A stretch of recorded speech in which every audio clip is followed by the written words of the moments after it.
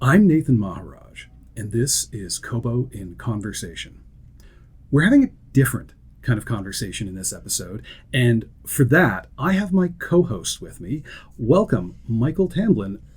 The reason that I'm so excited about this is that it will finally dispel the rumors that we're actually one person using two different names, because we never appear on the podcast at the same time. So this is groundbreaking on many levels. Yeah, this is really important. And if you do want to hear us, there's precedent. We are on the Staff Picks episodes, so do check out the Staff Picks episodes, because that is the evidence to date that we provided of being two separate people. So the reason we're doing this is really you were bursting with energy to share information that we have, because we work in, it turns out, working in a global bookselling business. You wind up kind of with a perspective on some stuff, and it's stuff that's probably interesting to people who really care about books and where books come from. Speak to me a little bit more about that, about what you wanted to share. Yeah, in my perfect world, and this is where we'll find out who really has influence over the direction of the show. Like, we would be doing this every month, in the sense that there are developments happening in publishing all the time that impact the kind of books we get, who makes them, where they come from, the kind of the ownership and power structures that underlie it, that really don't get talked about very often. There isn't anybody in media who spends a lot of time covering this. There are a few industry insiders who cover the space, but then you have to be sort of in the industry to hear about it. And as you say, like, we have this great catbird seat where we deal with all the publishers, we deal with tens, hundreds of thousands of authors in and not just in English language markets, but all over the world. And that puts us in this really nice position to be able to see how the industry develops and changes and responds to different kinds of pressures. And we think that you would probably want to hear about this too. So we're spending a little bit of time to just look at some of the developments that are happening in the industry, and we can tell you what we think about them. There's a set of questions that tend to come up when we tell people what we do for a living. Do you want to address a couple of those? Sure. Right offhand? Let's go. Here's an easy one.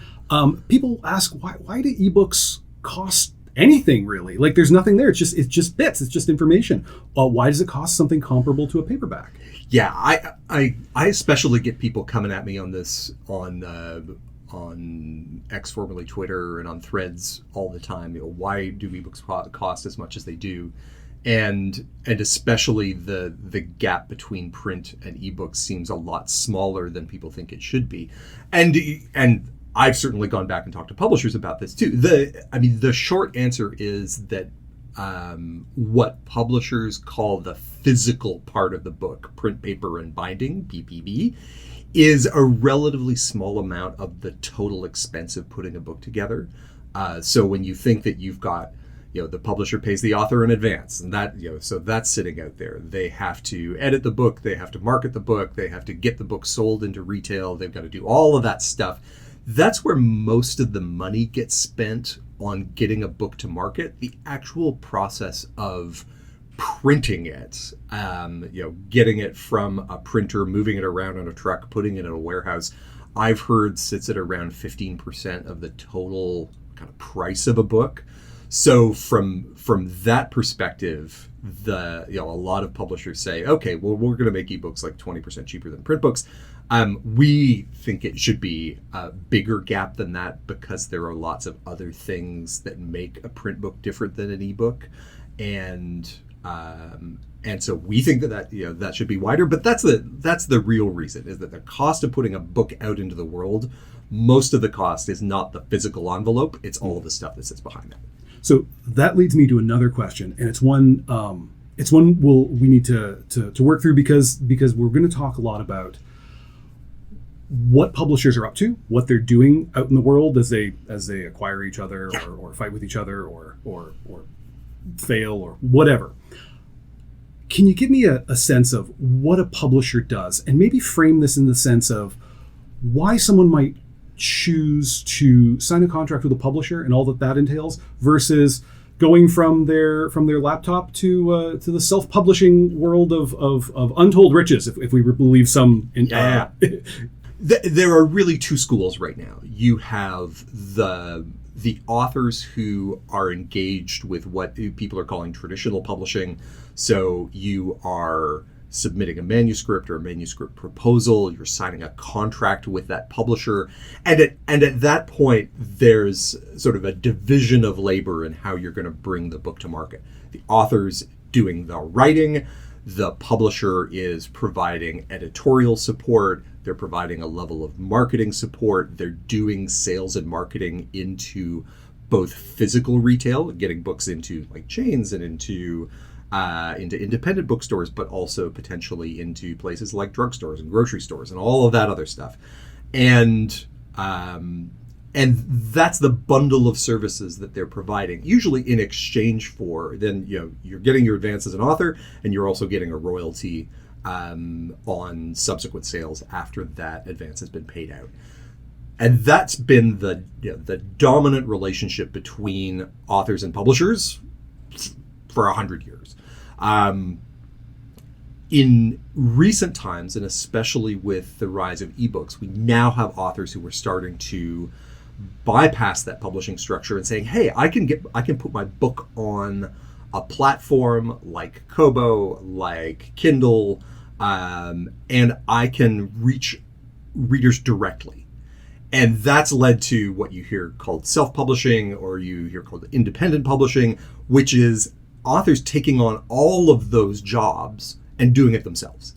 And so they are writing, they may be, they're either editing it themselves, or more often now are contracting with a freelance editor and getting editing done to their books for them. They are hiring someone to make the book jacket. They are working with a distributor to get that book into different online retailers. And so not just being an author, but really being like a little publisher. Mm-hmm. They're being kind of a publisher of one.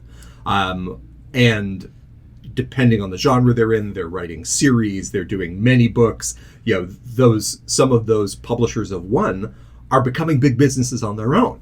And so with us, with Kobo Writing Life, or with Amazon, with Kindle Direct Publishing, those are the conduits through which these authors are reaching into the market. And this has, in some ways, become where the real disruption is happening in the book business right now. It's not like music, where digital took out the record store, or like video, where digital took out movie rental. The real disruption is happening in this relationship between the author and the publisher. Publisher used to be the gatekeeper that determined every book that went into the market. And now authors can find another way out, which is put some pressure on publishers in a way, and made them think more about what that relationship between the publisher and the author needs to be, because they have competition for the first time.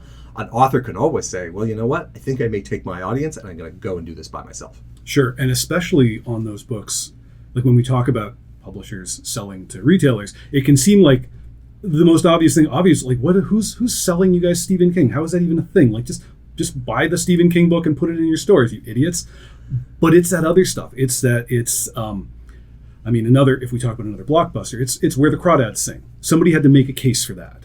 Somebody had to talk to a buyer, persuade them to set aside shelf space, getting into the arrangements of, well, what'll I get for setting aside that shelf space? Because that's a risk I'm taking. The big difference now is that I think both authors and publishers are realizing that if you want a book in print, like you want to cut down a tree and press ink into it, and if you want that book in retail stores, which is still where the majority of sales come from, that's where publishers come in. They have sales forces that go out and talk to chain buyers and talk to independent retailers who kind of like go from place to place and make sure that those books show up on those shelves. And if you don't have that representation, it's really hard as an author to get a book into a store. So if you're going the self-publishing route, if you're becoming an independent publisher, you're living very much in the world of digital, or digital plus like print-on-demand solutions that allow you to sell a book on, on Amazon and get a print version out, but you're not getting into the bookstore down the street. A lot of authors don't feel like they've made it until they can see a physical book on the shelf, and publishers are the gatekeepers of that. They're the only ones who can navigate all of the physical supply chains, and make sure that when you walk into a Barnes & Noble, an Indigo, an independent bookstore, that your book is there. Yeah. And they put up the money for the print run, Yep. which is not nothing. Exactly. So with all of this disruption in play, and times getting harder to do the job of a publisher, why are they buying each other? So there's a lot of news floating around about kind of publishers buying publishers, publishers trying to buy publishers, publishers getting bigger. Most recently in the news, we've had Simon & Schuster, who's just bought the biggest Dutch publisher, VBK. Before that, you had this kind of clash of the titans on Penguin Random House trying to buy Simon & Schuster, and the U.S. government got involved in determining whether or not that was going to be too big an acquisition. But it's always been that way. And we can take Simon & Schuster as this great case in point, both because they're in the news right now, and because they're one of the big five publishers. If you don't spend a lot of time hanging out with book people, the big five are Penguin Random House, HarperCollins, Simon & Schuster, Hachette, and Macmillan, and together the five of them make up the majority of book sales in English language markets. And just to be clear, this is big five for English language. If you're in Italy or France or Japan, it's a whole different thing. And we talk about these big five as if they are monoliths, but anyone who knows their history knows that they're actually these weird accretions of acquisitions that have happened over the years. And Simon & Schuster is a great example of that. It was founded in 1924 by Richard L. Simon and M. Lincoln Schuster, and their first product was crossword puzzles. They weren't actually in the books business at all. They started it with $8,000, which adjusted for inflation is only like $140,000 today. It's still it's not a lot to start a publisher. But they had seen this niche of people wanting to do crossword puzzles. They started building books for it. They then started to expand. They backed a company called Pocket Books, which was the first paperback publisher in the U.S., and then began to both get bigger as a publisher and buy and tuck in other publishers that were adjacent to them. They acquired the educational publisher Prentice Hall. They owned Macmillan Educational Publishing through the 1990s. And then they themselves got bought and were owned by Viacom in various ways and sort of different names since 1993. And they became a part of Paramount Global, which if they'd stayed inside it and hadn't themselves been sold, would have gotten them stuck inside the crazy sale of Paramount that's going on with Sherry Redstone right now. That's a whole other story. And similarly, they've sold off things over time. So they sold off all of their educational publishers to Pearson and to McGraw-Hill and sort of focused down on being more of a commercial fiction and nonfiction publisher. So where that left them is the third largest publisher in the U.S. They put out about 2,000 titles a year, across 35 imprints, and they've always been a little different than their peers. They've had less cash. They've been stuck inside Viacom, which owns televisions, networks, and radio, like all these other things, and a publisher. Viacom didn't really know what to do with them, but they kept putting out hits. They've had great bestsellers. They've kind of continued along for years and years. All through this, they've been a very American publisher, which is what makes the recent news about their buying the biggest Dutch publisher interesting, because they have been an American company, a little bit in Canada, and they've had their own shakeups there. We could talk about some other time. They've had a quite independent subsidiary of Simon & Schuster in the UK, where Ian Chapman kind of runs his own domain as CEO. For years, Simon & Schuster was run by Carolyn Reedy, this absolutely indomitable CEO who steered them through, chain bookselling and the rise of online and the rise of digital, and has most recently been taken over as CEO after Carolyn's death by Jonathan Karp. And he's running their numerous publishing groups, and he's a publisher's publisher in a lot of ways. He came out of Random House, where he began his publishing career. He worked at Hachette for a while, founded an imprint inside Hachette, and then came over to become Simon & Schuster's publisher in their flagship imprints in 2010. So he's now the guy who's at the head of this, and was at the head of it when they were going through this potential acquisition by Penguin Random House. So the largest publisher in the world decided to buy the third largest publisher in the US. Department of Justice got involved. Things got spicy.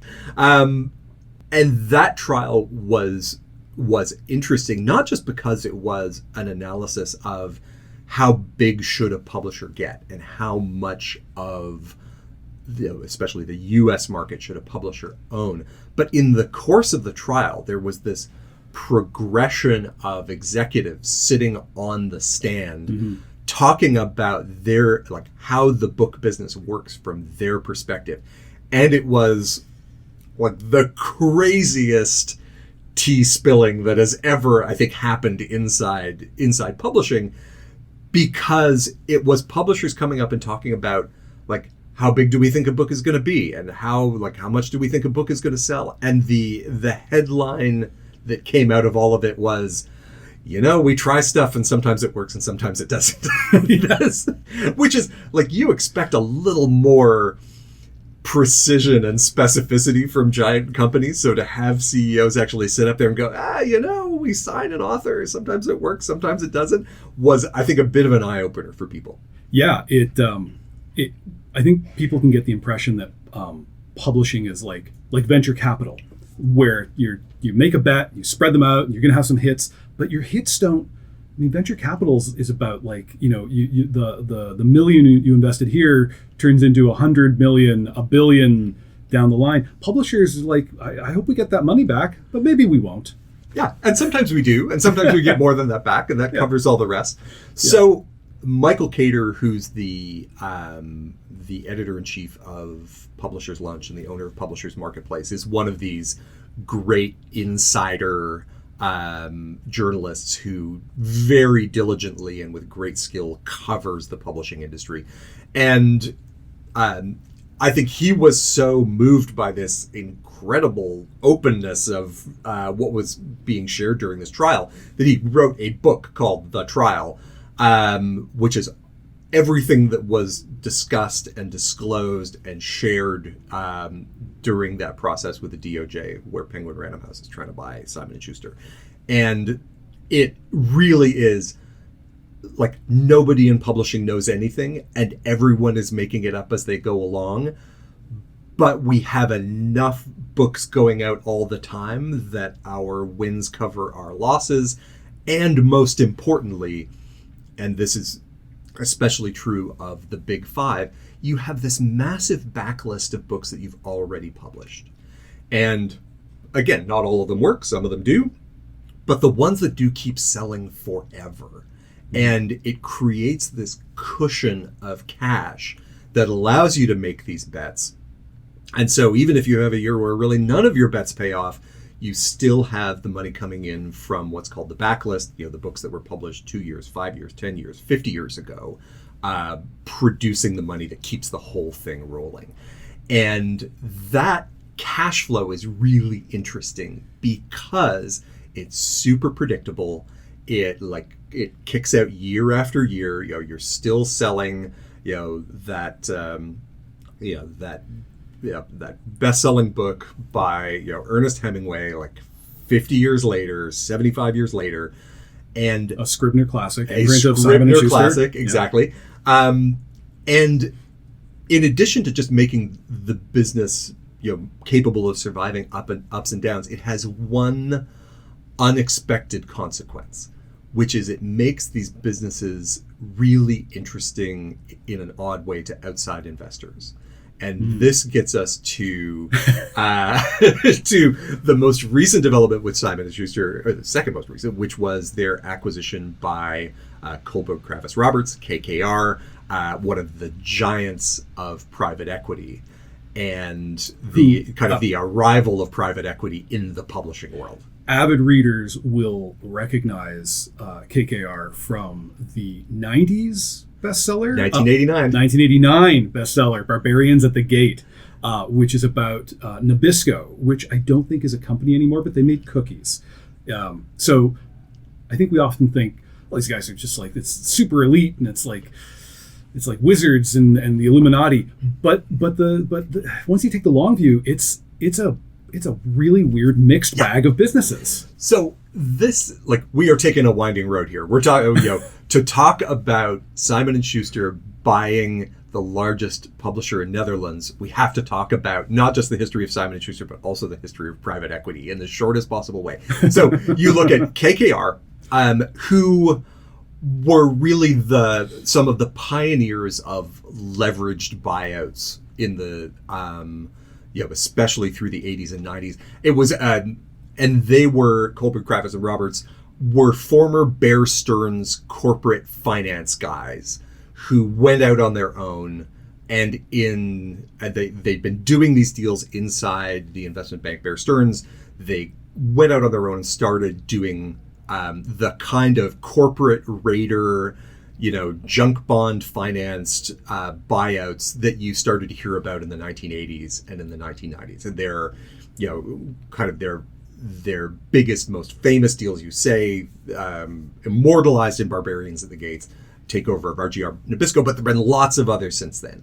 And what put them on the radar for book people was a while ago they started buying assets inside and adjacent to the book industry. So RB Media, which is recorded books.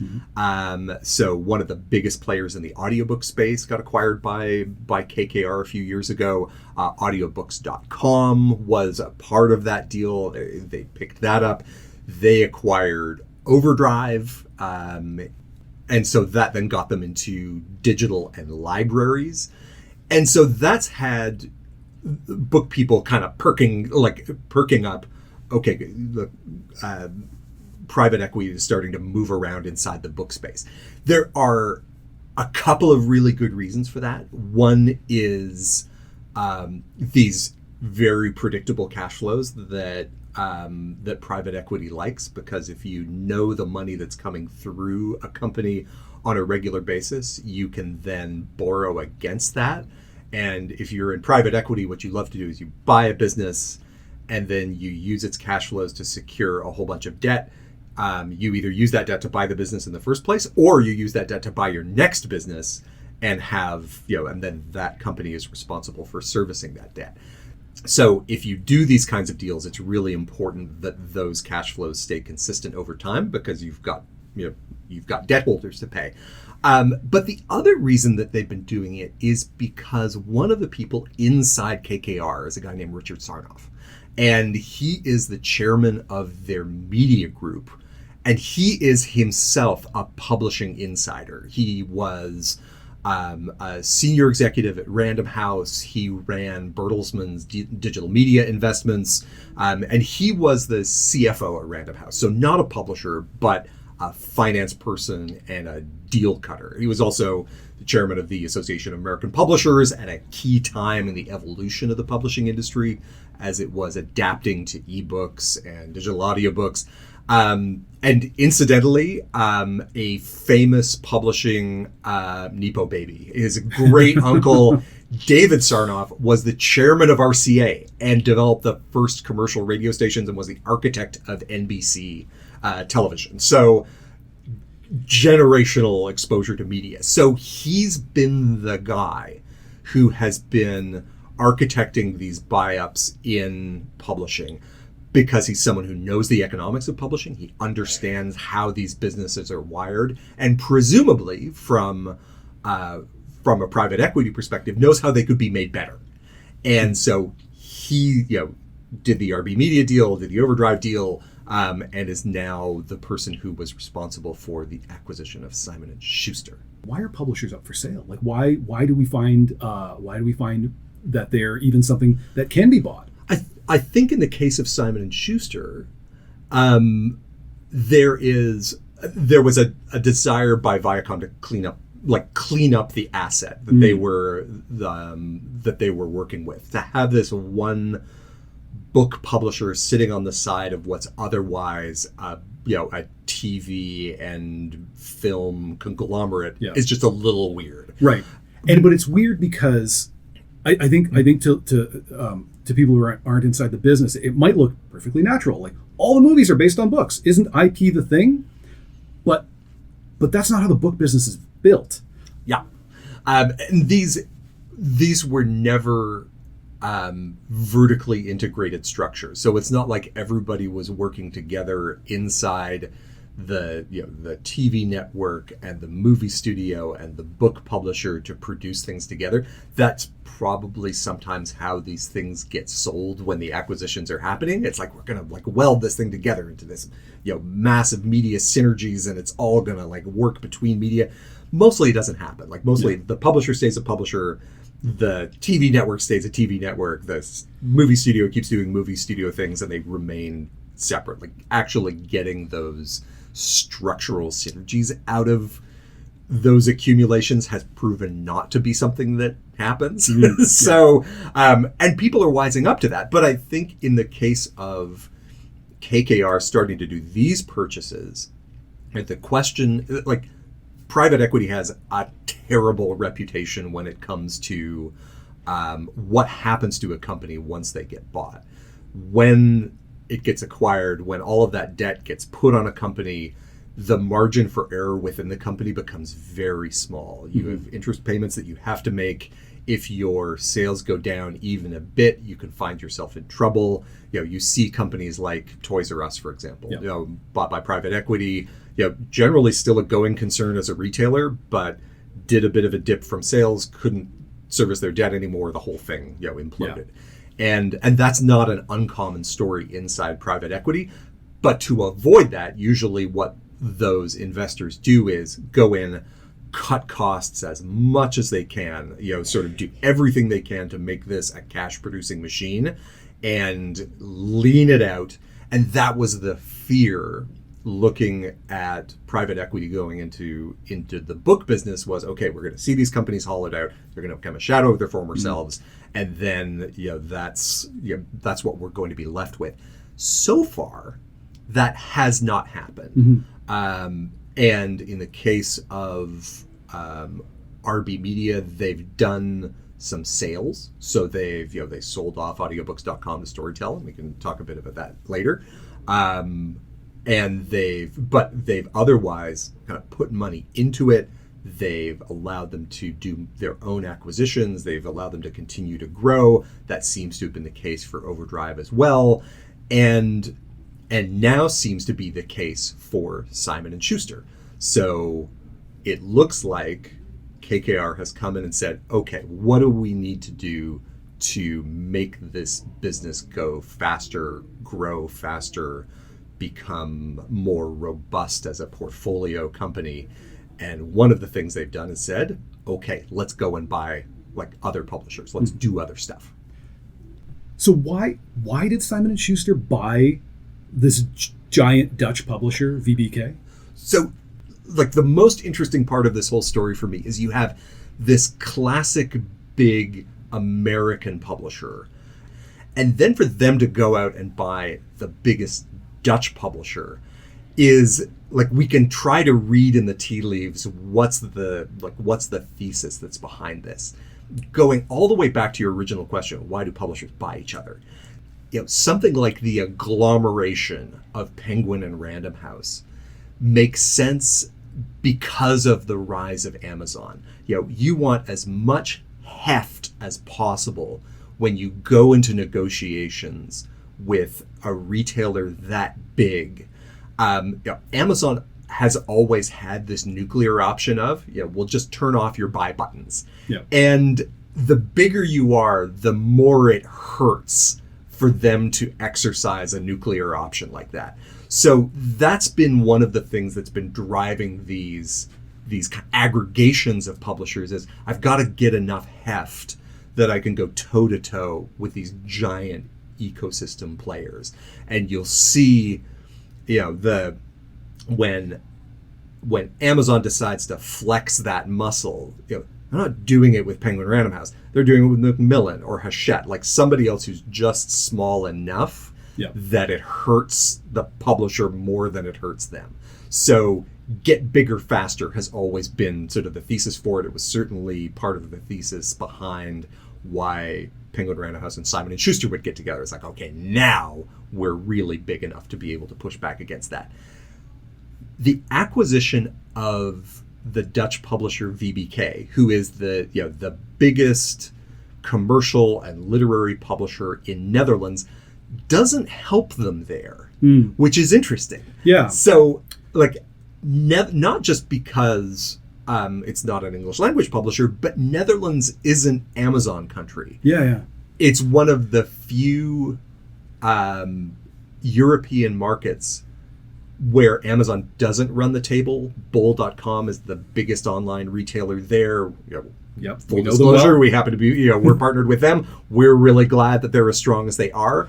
And so having the biggest Dutch publisher isn't going to help you in your relationship with Amazon. But I guess you could look at it the other way, which is you have the advantage of a publisher that isn't exposed to Amazon. Yeah. And that would be really interesting if that became an investment thesis is, hey, where can I get diversity as a publisher that gets me out from under the shadow of the world's biggest book retailer? Yeah, you could either make yourself a bigger problem for Amazon, or you could make Amazon a smaller problem for yourself. And I think it's hard to do that picking up European publishers or international publishers because it's a long road. It's a long road, and it's big in Netherlands, but it's not like it's globally huge. So then, is it enough of an offset?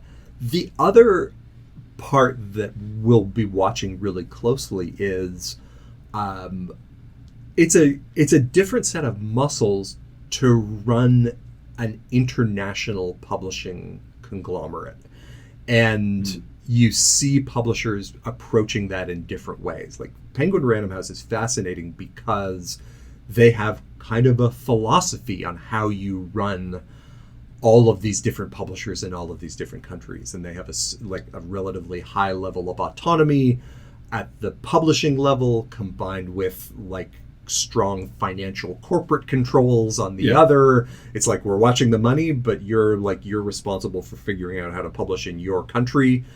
You've got publishers like HarperCollins that were very US or English language centric, but that when they acquired companies like Harlequin became much more multilingual and international and have had to figure that out. Mm-hmm.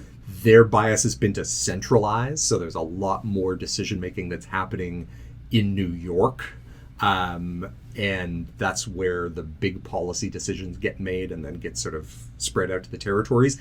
So Simon & Schuster's going to have to decide how they want to do that, and do that without a lot of international subsidiary non-English language kind of muscle memory in place. Yeah.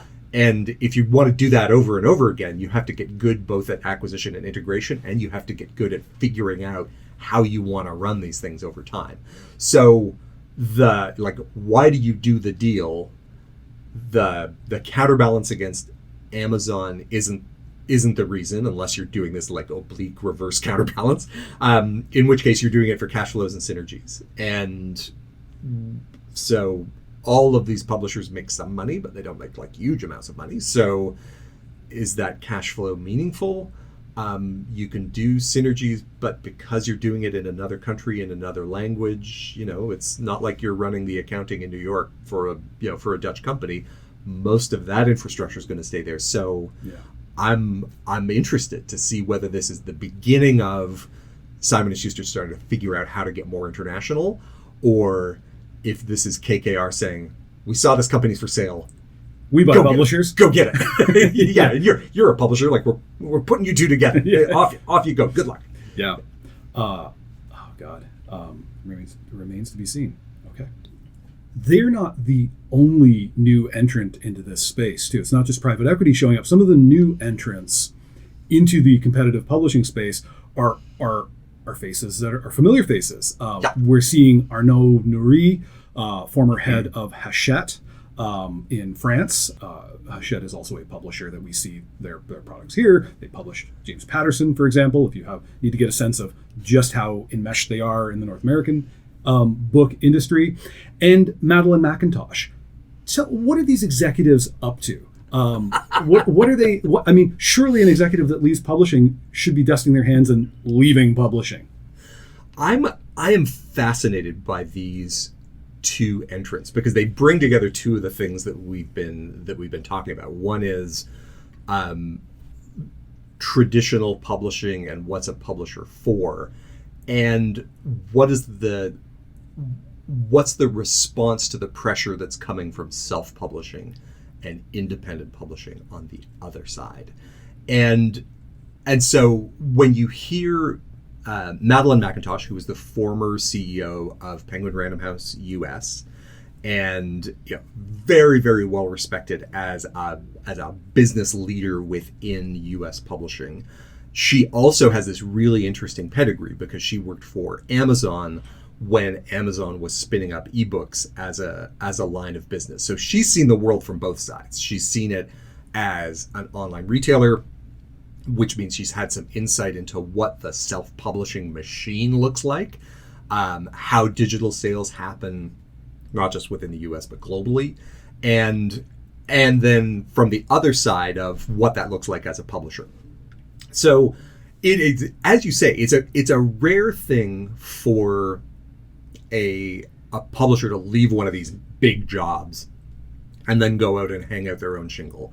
I mean, you'll sometimes see it a little bit of, you go and you start your small literary press that allows you to, keep going to Frankfurt and, and hang out with authors. But to have somebody say, no, I'm spinning up a whole new endeavor is an interesting new development. But it's exactly what Madeline has done.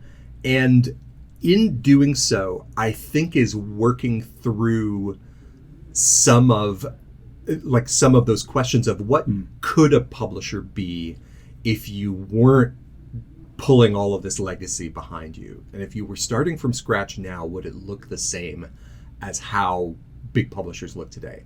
And I think generally the answer is no.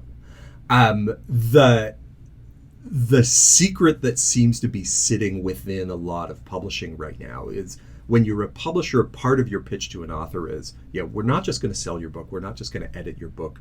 We're going to help you find an audience. We're going to go out and find those readers who would be interested in your book, and we're going to introduce them to you.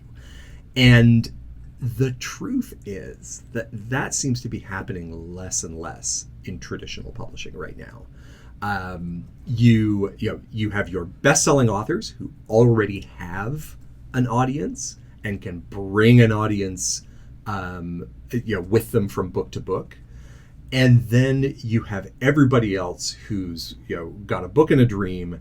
And the theory has always been that a publisher is going to do a bunch of marketing magic and help that author find their audience. Mostly that isn't happening anymore. And what's happening instead is it's on the author to do that work. And I mean, some authors would say, it always was, and it's nice to just see someone actually admit it. I think it's almost like they're saying out loud what a lot of acquiring editors have been saying quietly as they've been looking for authors. Yeah. Like you see a lot of deals being done right now, and it is so-and-so author who is also an online influencer, who also has 1.5 million YouTube followers, who is also huge on Instagram or TikTok. And in saying that, what they're saying is we have acquired an author who brings an audience with them, because it's getting harder and harder for us to do stuff that finds an audience. So now we have to acquire an author who can bring an audience with them.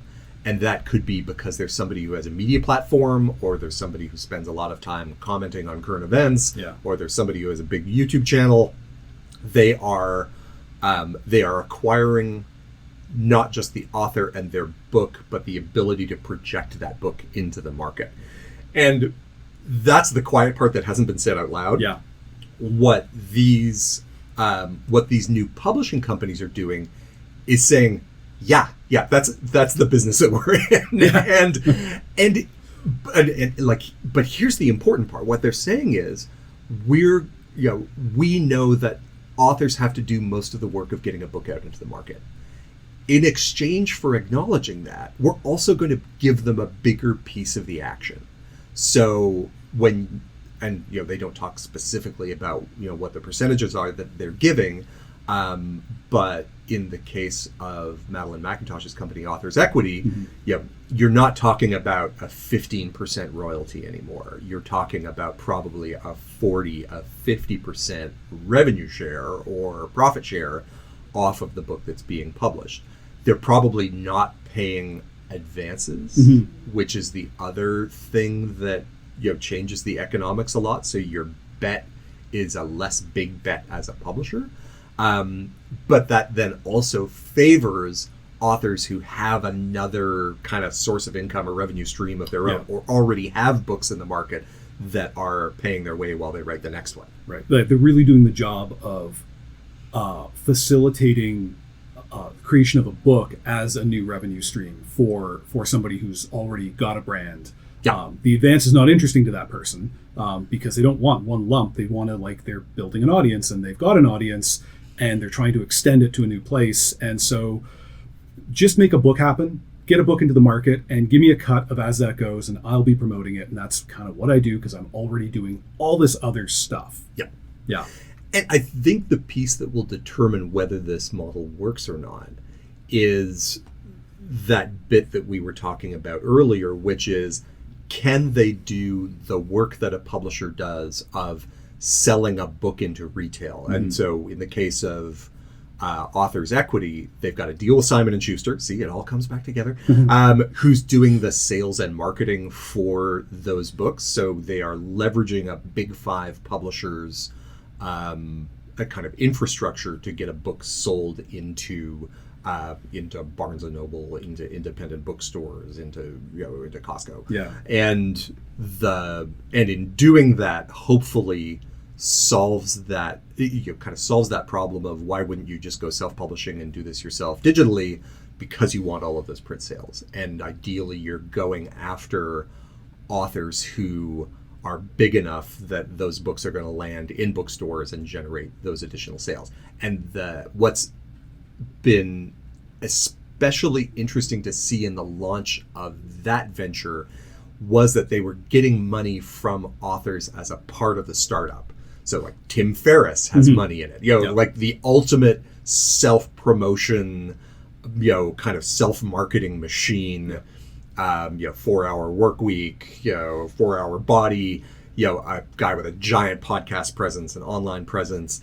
There's an author who you could imagine going, I would actually like to get 40 or 50 points on my book as opposed to 15 points on my book, because I'm the one who's doing all the selling anyway. And not fight about it. To work with a firm that says, no, this is the correct way to do it. Welcome. We in fact would turn you away if this was your first book. We want you to bring an audience with you, because that's what we do. The other structural quality of this is they're not building a publisher with a lot of fixed cost base. So it's really the principles of the organization and a small number of staff. And then when they need an editor, they go out and they get one on contract. And when they need a designer, they go out and get one on contract. And that's been something that's kind of raised some eyebrows of, oh, what you're really doing is You you're took kind of- full-time jobs and turned them into gigs. and turn them into gigs. Yeah. And that's certainly one way to look at it. Yeah. The other is you can be way more flexible as an organization if you can say, okay, we've got a bunch of nonfiction books coming out. Let's go out and hire like some really good nonfiction editors for this. Oh, this season, we don't have a lot of nonfiction. We only have fiction books.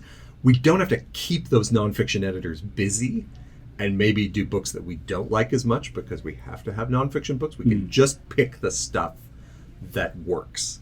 And it's going to be, so it'll be interesting to see how that model evolves. It's already kind of happening a little bit inside other publishers anyway. Like lots of publishers don't have their own in-house design shops anymore. Yeah. You know, cover design is getting done by third parties. You know, copy editing may be done by third parties. So again, this is kind of the quiet part being said out loud of we're going to disassemble the value stack of a publisher and then kind of reassemble it as we need it.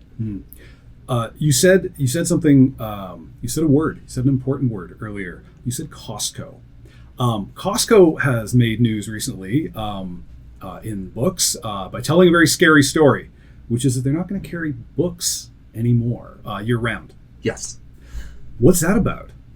So for anyone who spends time in either publishing or retail, Costco, Walmart, grocery is this segment of sales. They often get called non-book retail or they get called mass market, and they move a huge number of units. And so if you want a book to really be a bestseller, you're already in the big chain, you're already in independence, but if you want to have that boost that puts you over the top, it's something like getting picked up by Costco that suddenly adds tens of thousands of additional sales to your book and really powers it through.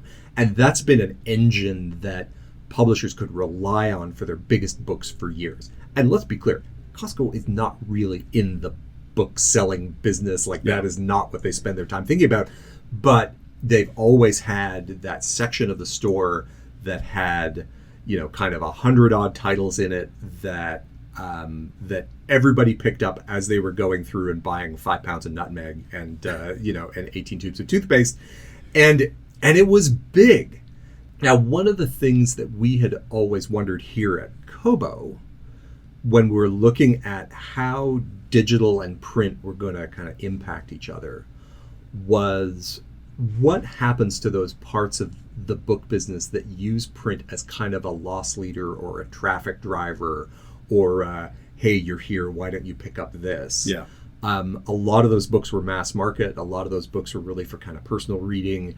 And that fit really well into the digital kind of what makes people read an ebook. Lots of romance, lots of, kind of genre fiction, lots of popular fiction. And that was what showed up on the Costco table. That's also what shows up on an ebook bestseller list. So I think the question that had been hanging around out there for a while was, at what point do some of these general retail booksellers start to go, you know what, this isn't doing it for us like it used to. Maybe we use that table for something else. And if you're in a big warehouse model like Costco, every table has to produce, and every table is valuable. You could be, that could be covered in Kirkland jeans and and winter coats in July instead of books. And so I think that's what we're seeing here is Costco saying, we're going to do books at Christmas time or in the run up to the holiday season, because that's a time that people want to buy them as gifts. And then the rest of the time we're going to use that space for something else. And for anybody who publishes those big books, that is a big hit. Yeah. That's, you're looking at the potential to have 5, 10, 15%, sometimes 20% of the sales of a particular book suddenly go away from if you were able to drop that book into that channel. And it's unfortunate because when channels shrink like that, they don't just redistribute into the rest of the business. It's not like somebody goes, oh, we don't have books in Costco anymore, I'll walk across the road to the bookstore and I'll buy it there. You have that consumer who probably only bought books there. Yeah. And that purchase just kind of goes away. Yeah. So it's the industry shrinking that little bit in physical. And again, all of these publishers are trying to like keep these trains on the tracks, and getting clipped for 5% of your total sales potentially is something that's people are going to feel. Do you think this is an opportunity for competitors like Walmart and Target to pick up Costco's book business, or is it more like it's a sign of things to come? Yeah, I don't think it works like that. The same way that somebody doesn't walk across the street and go to a bookstore, they also don't go, oh, we're not selling books at Costco anymore, I'll buy it at Walmart. It is like these, I think, really do function like these independent and quite discrete channels. You're getting a customer there that you weren't getting anywhere else. Yeah. And then when that door closes, it closes. You'll have some people who obviously will go, okay, I'll buy it online, or I'll go to another store. But you don't ever get all of those customers back. And that's where changes to channels are so interesting. Now, for a company like us who's also in the bookselling business, we're going to figure out like what can we do to try and bring that customer in. We've also got to convince them not to buy a print book and buy an ebook instead. But it's hard to kind of move people from one channel to another. Yeah. Before we wrap up, there have been a couple of big moves out in the international space, not Europe and Australia. Booktopia has changed leadership. What do we know about that? So, Booktopia is the big Australian e-commerce player, and they are the survivor of a very tumultuous decade and a half inside Australia, where big bookstore chains have gone out of business, have consolidated, reconfigured, and they were the ones that were sort of left standing. They are now in what I'd consider this category of pandemic damaged companies. And it's like, this is a thing that's been echoing through media businesses, through online businesses over the course of the last kind of 2 or 3 years. In 2020 and 2021, all online businesses saw this huge spike of demand. People were at home, they couldn't get to stores, they started buying online, and it convinced some people, okay, we are in this new renaissance of book buying, of home fitness, of and the party will never end. And we are geniuses that this has happened, and we need to spend and invest into this trend. And so you think about this in the context of Peloton, Zoom, all of these companies that did so well when we were locked up at home, and you can kind of forgive them for it. Like they saw the numbers going up. Yeah. They're like, we have the tiger by the tail. We have to invest in this. And when you're a company who's pretty young, who has a short history, how do you know if the line that's going up and to the right is going to keep going or not?